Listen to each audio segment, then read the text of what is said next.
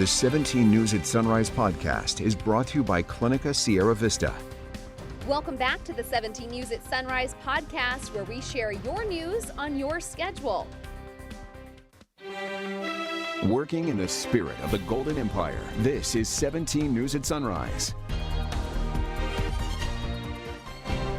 Good morning here at 5 a.m. It is finally Friday. Thanks for being with us. I'm Maddie Jansen alongside Chris Burton. We begin this morning with your 17 Crime Watch. A man is behind bars today after an hours-long standoff in Delano led to his arrest.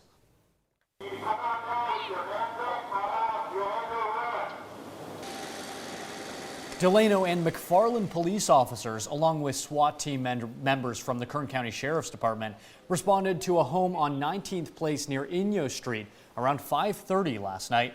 McFarland Police Chief Kenny Williams said a person of interest in a deadly shooting last month was inside the home and refusing to come out. Law enforcement closed off nearby streets and surrounded the home. They even had a robot approach the home. The person was taken into custody at around 9:30 p.m., just about 4 hours after the standoff began. Now, Chief Williams did not identify the suspect, but told 17 News he is a person of interest in a deadly shooting that happened on August 16th in McFarland.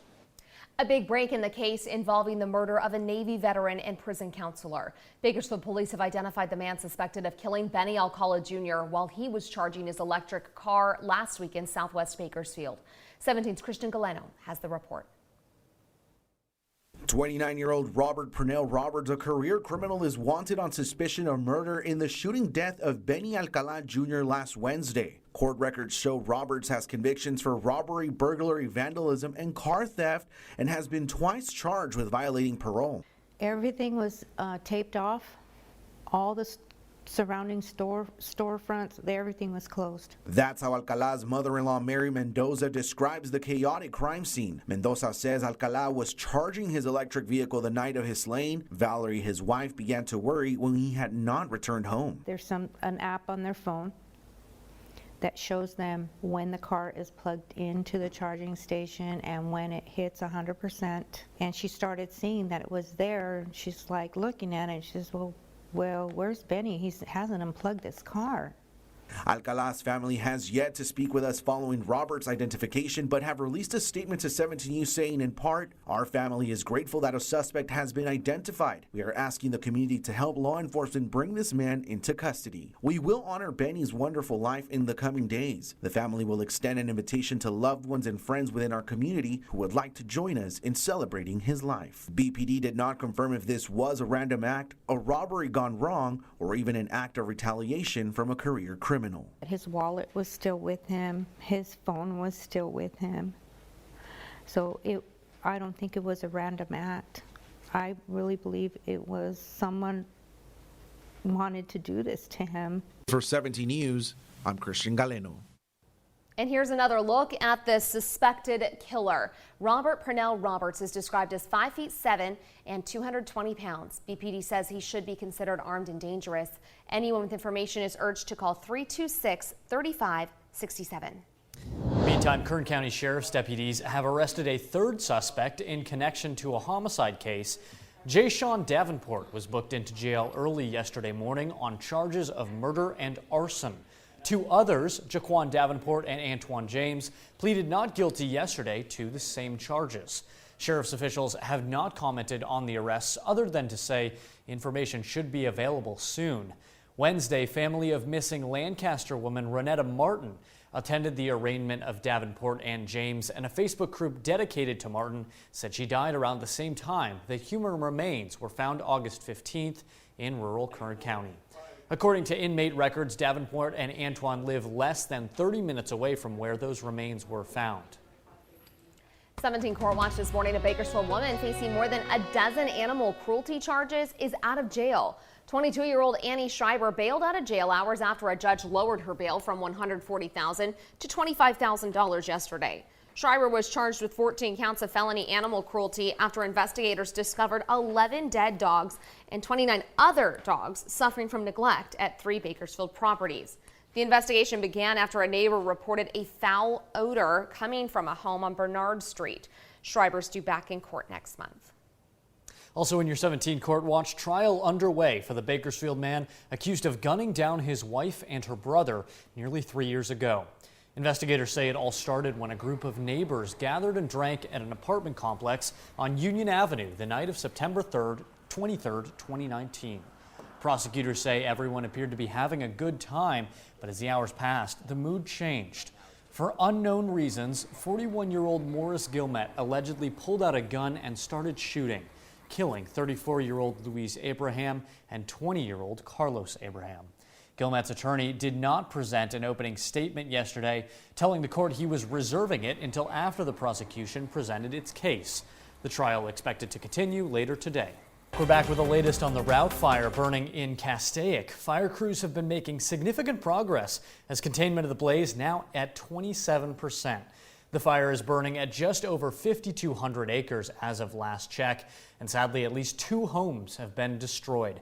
One of the homes belonged to Castaic resident Chris Burkhead, who lost his trailer and his 15-year-old dog, Honeybee. I'm just kind of taking this all in right now. It's kind of devastating. I think I'm still in shock. I miss my dog like crazy. I can't believe what happened. I can't believe what happened, man. Now, even though it was too late for some, firefighters have battled through the heat and flames. Captain Mark Serby and his strike team from the Pismo Beach area have been on the front lines dealing with around 113-degree temperatures. It's tough. It's hot. You're sweating a lot. It's it definitely it takes its toll on you. Staying hydrated, keeping the guys, making sure they got enough work rest periods to. We don't want any heat-related emergencies or issues with my crews. Now, officials originally said 8 firefighters were sickened by the heat on Wednesday, but then updated their count to 7. All are believed to now be in good condition. Meantime, the Border 32 fire burning 4,400 acres near Dulzura in San Diego County is now 14% contained. More than 400 homes have been evacuated. Cal Fire officials say 2 people were airlifted to the hospital after being severely burned, and at least another 5 have been rescued. Officials also say 6 structures were destroyed, including 3 homes and a commercial building, as well as multiple RVs, sheds, and barns. Making news across the country, President Biden addressed the nation last night on what he calls the continued battle for the soul of the nation. In a rare primetime speech, the president accused so-called MAGA Republicans of embracing anger and chaos. Republicans contend Biden is the one pitting Americans against each other. NBC's Bree Jackson has the story in Washington. From Philadelphia, the birthplace of American democracy, President Biden warning democratic values are at risk. Equality and democracy are under assault. We do ourselves no favor to pretend otherwise. The president calling out a faction of the Republican Party. There's no question that the Republican Party today is dominated, driven, and intimidated by Donald Trump and the MAGA Republicans. And that is a threat to this country. With midterm messaging in mind, the commander-in-chief insists he's not against mainstream Republicans. But GOP leaders blame Biden and Democrats for dividing Americans with their rhetoric. They are trying to weaponize the government against half the population, against any Republican, any conservative, anyone who voted for President Trump. The former president is wrapped in a legal battle with the Justice Department. A Florida judge is waiting to rule on Trump's request to have an independent third party review evidence, including classified documents seized from Mar-a-Lago. It's not like this was some sinister plot. President Biden accuses Trump supporters of not supporting the rule of law, condemning attacks on the FBI after its search of Trump's Florida estate, and pointing to the January 6 attack on the U.S. Capitol. They see their MAGA failure to stop a peaceful transfer of power after the 2020 election as preparation for the 2022 and 2024 election. Mr. Biden cautioning that rights and freedoms remain at risk, while urging all Americans to unite behind defending democracy. In Washington, Bree Jackson for NBC News. And taking a live look this morning at the White House. Meantime, this morning, President Biden's administration claiming this was not a political speech. The president's remarks in Philadelphia come amid a competitive Senate race in Pennsylvania, and as Biden ramps up his efforts to help Democrats hang on to control of Congress. 5:34 your time now, and making news around the state. Governor Gavin Newsom scored big on key climate proposals he argues will be crucial for the state as lawmakers wrapped up their session on Wednesday night. The bills that were approved include AB 1279, setting into law targets for the state to reach carbon neutrality by 2045. Legislation on capturing carbon and removing it from natural lands also passed, as well as a bill that will keep new oil and gas drilling at least 3,200 feet from homes, schools, and parks.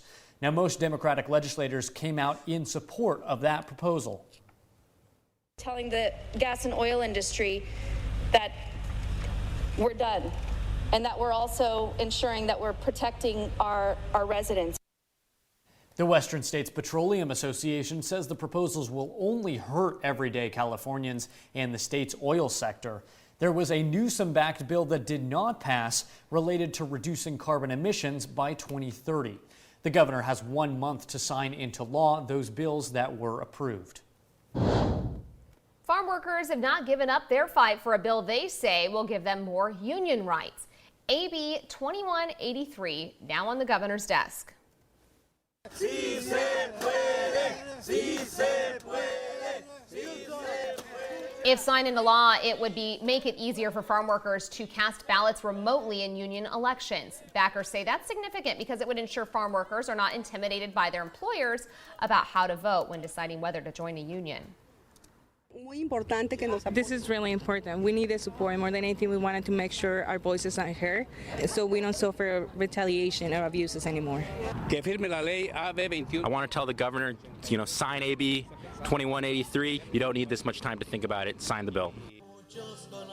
Governor Newsom's communications director says the governor supports changes to state law to help farm workers organize, but noted Newsom did not support the bill as it's written before it was sent to his desk. The governor's office took issue with an untested voting system that would be used to cast union votes if the bill was signed in its current form. A man was sentenced to 17 years behind bars for selling fentanyl that led to the overdose death of a Northern California teenager. Zach Didier died in Placer County after taking a pill he believed was Percocet. The teen bought the drug online, unaware that it was a counterfeit pill containing fentanyl. The seller, Virgil Bordner, appeared before a judge yesterday and addressed the court and Didier's family. There's nothing that I can say or do to bring your son back, in which I'm deeply sorry for. Bordner previously pled no contest to 3 charges brought against him, including involuntary manslaughter. Didier's mother spoke out after the sentencing, saying justice was served, but nothing will bring back her son. The 17 News at Sunrise podcast is a production of KGET and Nexstar Media Group.